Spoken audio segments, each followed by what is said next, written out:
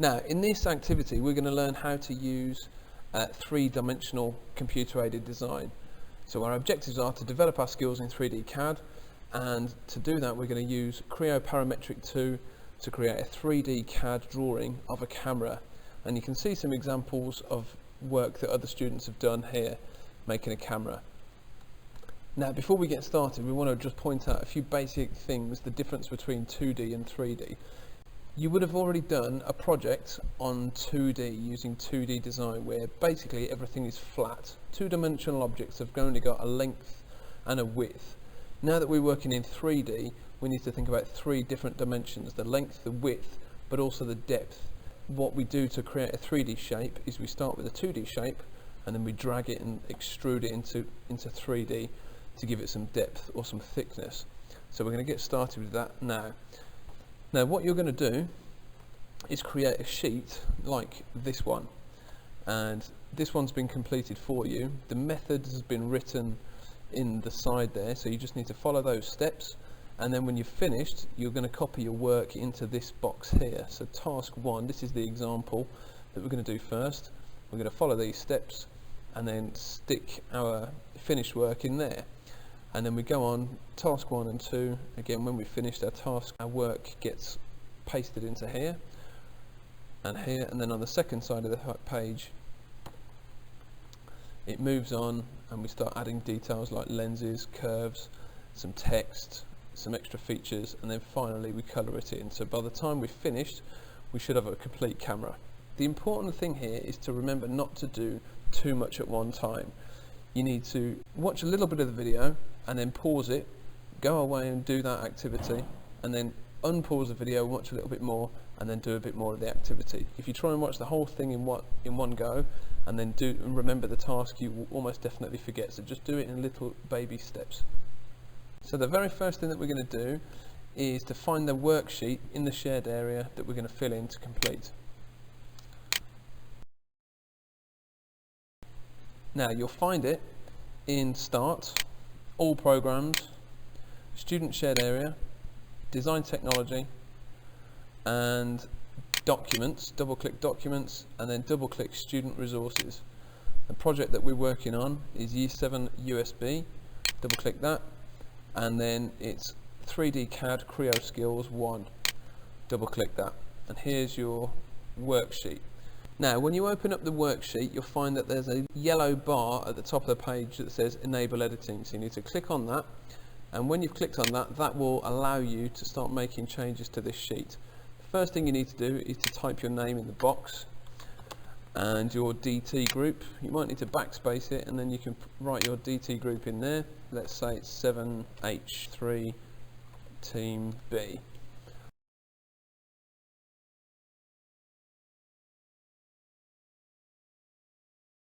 So let's get started. The first thing we do is open up the program, and it's written in here where you find it. Start, All Programs, Departmental Student Software. Start, Departmental Student Software, Design Technology, and PTC Creo, and the program we want is Creo Parametric 2. Now it takes a little while to load up, so you might need to wait a minute or two for it to come on. When these little windows appear, just click OK, and OK again, and OK again, and then you're ready to get started. Now before we do anything, the very first thing that we need to do is to make sure that we are saving any work that we create goes into what's called a working directory. So the very first thing that you're going to do is to select working directory and change it from this pathway to My Documents. So first click on My Documents, then you're going to make a new folder where all of your Creo work is going to go. I've already got one set up here, but to create one for yourself you need to go to Organize, New Folder, and if we call it Year 7 Creo. And what's interesting here is that you cannot have spaces. You can have underscores, but you cannot have spaces in between your words and letters, so that's really important. Click OK, and then OK again, and now you're ready to start working. So task 1, we're going to make a cuboid as a bit of practice. The length is 100, the width is 50, and the height is 150. And this is our method. So step 1, we're going to click on top, 2, click on sketch, corner rectangle. Now I'm going to leave these here, but these are the steps that I'm going to follow. So we go into Creo, we're going to make a new file. We're going to call it Cuboid, and then click OK. The first thing that we're going to do is click on top, then we're going to click on sketch and then corner rectangle. So the top is over here. This is the surface that we're going to draw on. Imagine it like the desk that you're drawing on, so you're writing from the top down. We click on that, and then we tell it that on that surface we're going to draw a sketch. Click the sketch button, then we click on corner rectangle. So this is where we draw our shape. Now we're looking at it from a slightly tilted angle, so it won't look exactly like a rectangle, it'll look more like a parallelogram. So click to start your shape and then click to finish. It doesn't matter how big it is because we're going to add dimensions now. Now we want the length to be 100, let's just check. Length is going to be 100, width 50, and height 150. So now that we've drawn our rectangle, we go to normal dimension, double click on the number. Mine's currently 373, so we double click on that and make it 100, and then press enter. Same thing for the width, so we double click on that, make it 50, and enter. So there's our length and there's our width. When we've drawn our rectangle, we can click OK. So now we've done steps 1 to 8. Next job is to extrude it, and we're going to turn that rectangle into 3D, and we're going to type in, click extrude, type in 150, OK. So we've drawn our shape, now we click extrude. We want to extrude it by 150, and we can do it here by double clicking or up here at the top. 150, enter, and that is our cuboid shape. The only thing to do now is to click OK. Okay, so we've done our example task and we've made ourselves a cuboid. At this point we need to practice a few basic things. The mouse is very important, and the mouse lets us select things, but it also lets us zoom in and zoom out. So to zoom in and zoom out, if you pick up your mouse and use the mouse wheel, and the mouse wheel, as you roll it, will let you zoom in and zoom out, and that's a really useful tool so you can see where you're going and look at things a bit more closely. So just use your mouse wheel to zoom in and out. Now what can happen if you zoom too far is you might get lost and then you can't find your way back out again. If that happens, you can click on this button here called refit, and that'll bring it back. Same thing, you can zoom too far out and get lost. Again, press refit. So just spend a few seconds practicing using your mouse wheel and press refit. Next thing that you can do with the mouse, as well as zooming, what you can also do is use the mouse to rotate around your object and see it in 3-dimensional space. So if I wanted to twist this and to see the other side of it, what you do is again use your mouse wheel, but instead of rolling it backwards and forwards, you click it as a button, hold it down, and with your finger hold down on the button, then you can move your mouse around. So if you want to spin an object around, then use your mouse wheel and that will let you spin around. So again, spend a few seconds, just use your mouse wheel to try and navigate your way around your cuboid.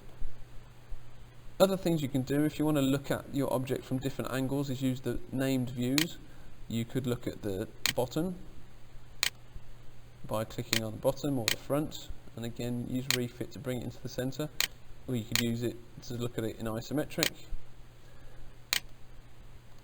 or the right hand side.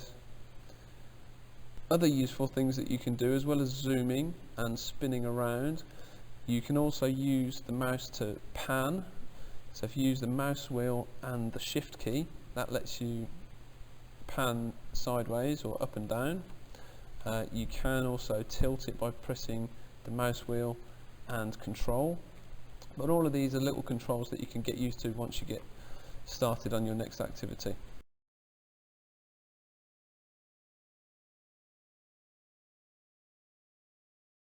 Now what we need to do is to take a copy of what we've made and put it into our PowerPoint. And this is a bit tricky, but you'll get used to it because you'll be doing it for every task.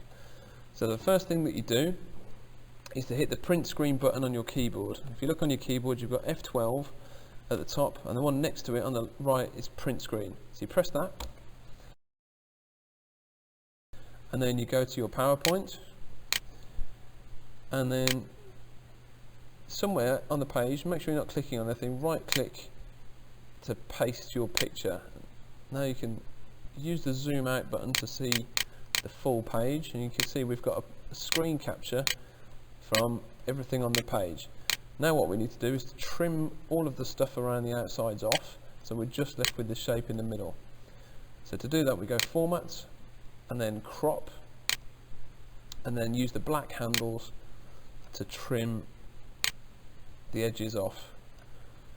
When you've finished, click at Crop again, and then you can use these little dots as resizing handles.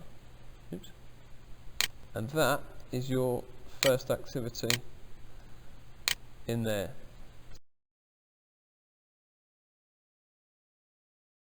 So now that we've created our example, we're going to have a go at task 1, which is a cuboid, this time length 200, width 100, height 50.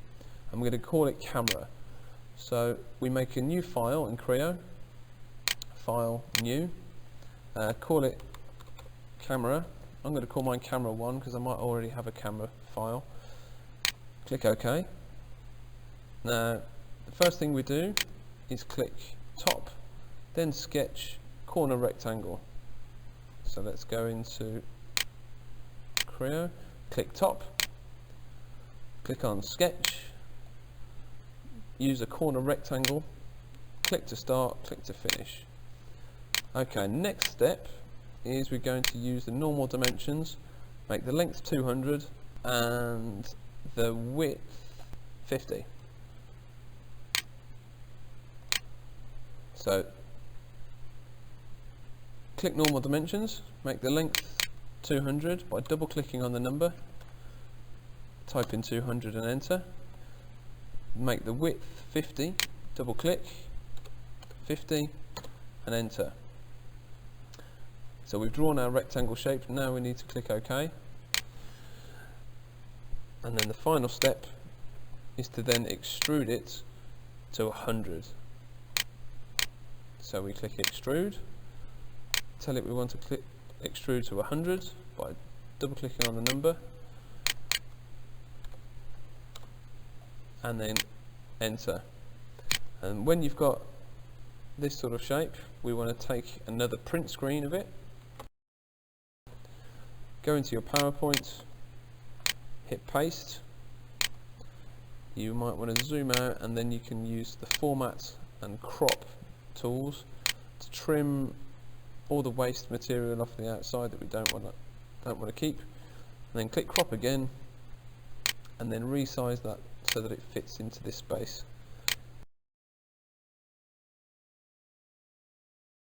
So to do this activity, task 2, we're going to use the same file and that we've used in task 1. I'm going to click on it so that it goes green and select the surface that we're going to draw our lens onto and then sketch on it. So we click on it so that it goes green, then decide where we're going to put the lens. I'm going to put it on the front here, so click on that so that that goes green, and then we're going to tell it, now that it's gone green, we've selected it, and now we're going to tell it that we are going to sketch onto that surface. So we click sketch. Now to see what we're doing, we're going to click sketch view, and that will flatten it so that it goes straight. Put it into sketch view and then circle, click and drag and make the circle size 60. So we first of all go to sketch view, that's located here, click on sketch view and you can see that flattens it out. Then we go to circle and draw it somewhere on the left here or on the right, it's up to you. I'm going to draw mine there, click and drag and then click to finish, and the normal dimensions we're going to make the diameter of that 60, and you could adjust these measurements as well to make it central if you want to, but you don't have to. If I make them 50, then I know that it's pretty much in the center. But the important thing here is the diameter of the circle to be 60. Click OK. And then let's have a look at our instructions again.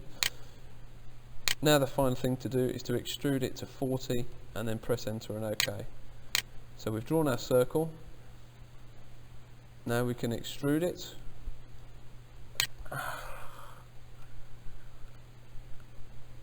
To 40. OK. So now that we've added the lens to our camera, we can now take a print screen of that and put it into our worksheet. So remember the routine, print screen next to F12, hit that, go into your PowerPoint, right click to paste, and then it's format, crop, and the black handles to trim it down. If you need to zoom out so you see it a bit better, you can do. And then click crop again when you're finished and use the corner dots to resize.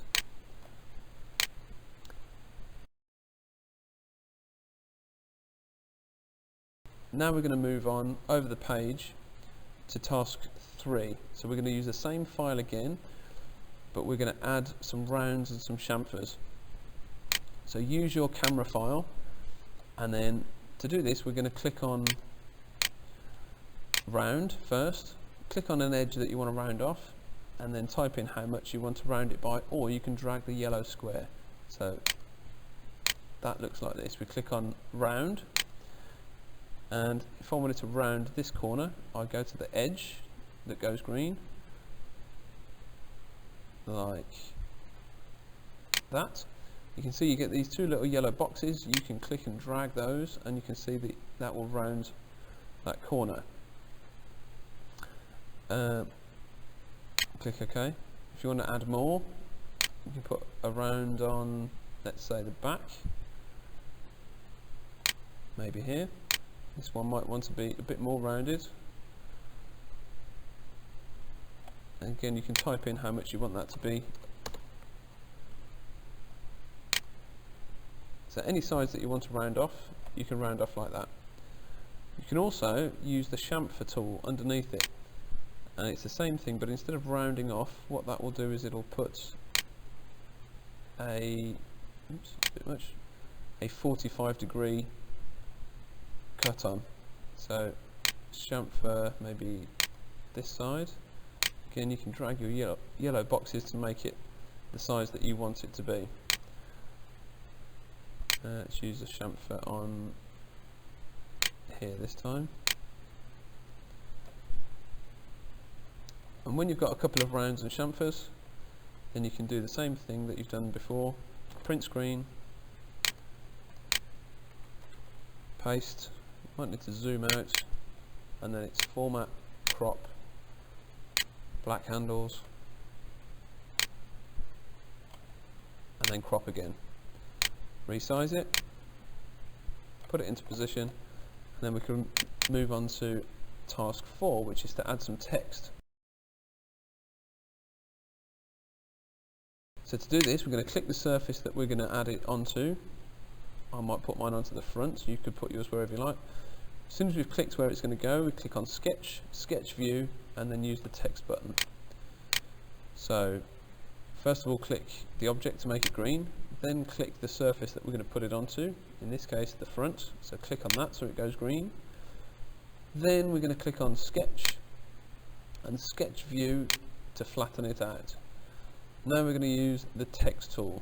So we need to draw how tall the letters want to be, and we need to draw in the direction that we want. Now for this we need to draw it from bottom to top. So you click and drag, and from bottom going upwards, that's going to be the height of your text. Then we type in our text, and you can see a preview of it there. We can change the font to something that you think looks a little bit nicer. You can also change the aspect ratio to stretch it inwards a bit, and you can also slant it if you like. When you're ready, click OK, and then that needs to be clicked OK. and then we can extrude it. And for this one, instead of extruding it outwards, what I'm going to try and do is having it cutting in to the material. Again, I'm using the yellow square, and you can zoom in to have a look at it a bit better, but if you keep pushing your yellow square until it goes in, you'll see instead of adding material, it will start to cut it out and remove it. So we'll leave it there and then click the green tick to say that we're happy. And just like we've done before, we can hit print screen.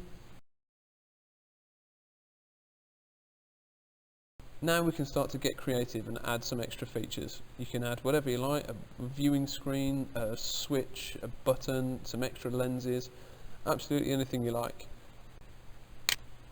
So for example, we use what we've learnt. We can click on this surface, click sketch, sketch view, maybe draw some circles. For extra lenses, we can click OK, and we can extrude it, and we can either have them added on, or we could have them cutting back in. I might have mine added on. And we can do the same thing over here, and we can maybe select the top, and then sketch. We might want to put a button on here at the top, click OK, and then extrude it. I'm not using any measurements, so if you want yours to be a bit more accurate, you'd need to use the normal dimensions. Click OK, we can do the same at the back, select it, select the surface, and then sketch, sketch view. And you've tried the circles and the rectangles, maybe try some different tools. You can try drawing a shape of your own for your viewing screen perhaps, using the lines, and then when you finish drawing you can press the middle mouse wheel to stop drawing. There we go, and then we can extrude that. Let's have that cutting in. Sometimes you need to press on the remove material button if it doesn't automatically do it. There we go, so there's a little viewing screen, and we can add on some more stuff, maybe some text or any other features that you like. Again, when you've done that, we can take a print screen and copy and paste it and put it into our PowerPoint. So as you can see, I've copied my extra features into the space. It would be quite nice to have a front and a back view, so if you've added some extra features to the back, then cut and paste a print screen of that in there. When you're ready, the final thing will be to add some colour and some materials to our camera. And this can take quite a long time, but this is where it starts to look really, really realistic.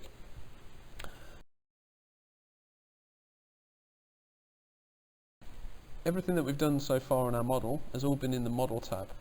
What we're going to do now is move on to the Render tab. So click on Render, and we work from left to right, starting with the scene.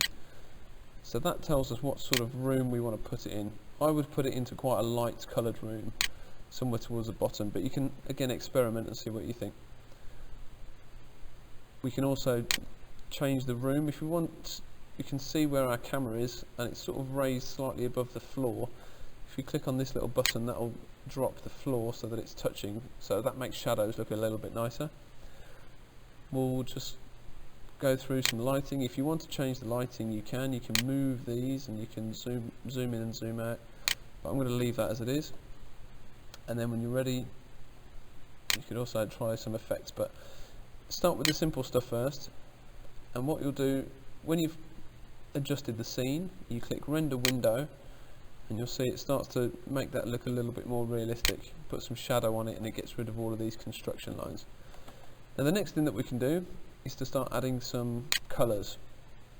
We need to just move the camera so that it's in construction mode, and we've got all sorts of colours here. If we want to make it red, we can either colour the whole camera red by clicking red and then going on to the whole camera part here.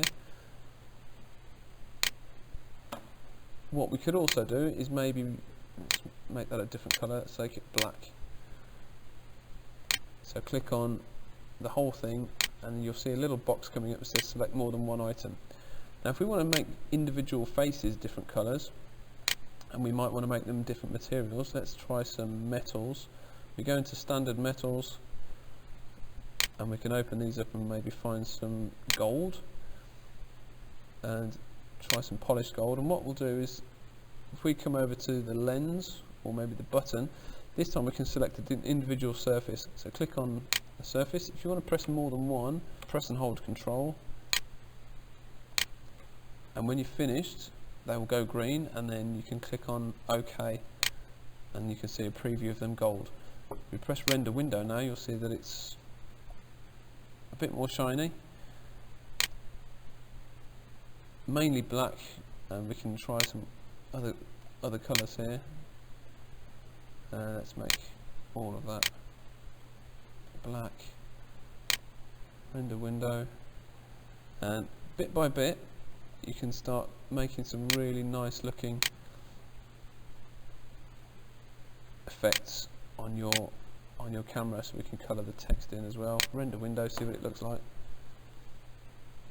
and keep going. This is where it's going to take a bit of practice and a bit of getting used to, and when you're ready, the final thing under the render tab is to click on render setup and change it from drafts to high, and then do our final render window.